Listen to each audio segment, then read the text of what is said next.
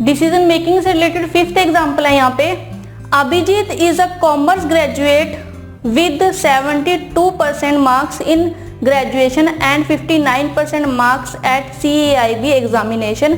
He is 25-year-old and is working in a bank since 2001 till date. He can keep a deposit of rupees 25,000 with the bank. तो अब हमारे पास जो अभिजीत है वो उसने commerce graduate की है 72% मार्क्स से, यानी कि जो फर्स्ट कंडीशन है वो यहाँ पर फुलफिल हो रही है। इससे नेक्स्ट है यहाँ पर कि उसने CAIB में 69% मार्क्स लिए हैं, तो यहाँ पर जो बी कंडीशन है वो भी फुलफिल हो रही है।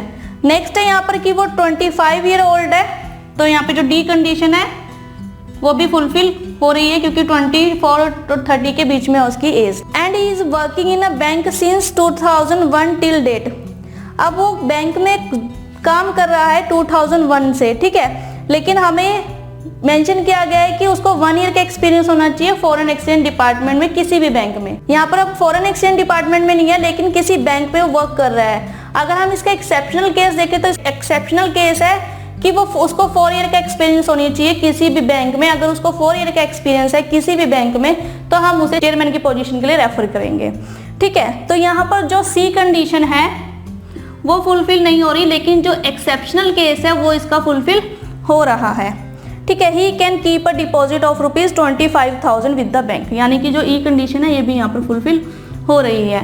अब उसने 4 कंडीशन फुलफिल की, लेकिन जो सी कंडीशन है उसका एक्सेप्शनल केस फुलफिल हो रहा है, तो सी के अगर यहाँ पर हो रहा है तो इसको हम चेयरमैन के लिए रेफर करेंगे, ठीक है। तो हमारा आंसर होगा यहाँ पर option B, refer to the chairman. तो हमारे पास यहाँ पर पहले 3 कंडीशन से रिलेटेड एक्सेप्शनल केस है, 4th और 5th कंडीशन से रिलेटेड कोई भी एक्सेप्शनल केस नहीं है। हमारे पास ये दोनों कंडीशन होनी तो मस्ट है। अगर सपोज कि अगर इन दोनों कंडीशन में से कोई भी एक नहीं है तो वैसे भी इस कैंडिडेट जो है वो सिलेक्ट नहीं होने वाला। और अगर इन तीनों फर्स्ट 3 कंडीशन में से कोई भी कंडीशन फुलफिल नहीं हो रही तो हम उसका एक्सेप्शनल केस चेकआउट करेंगे।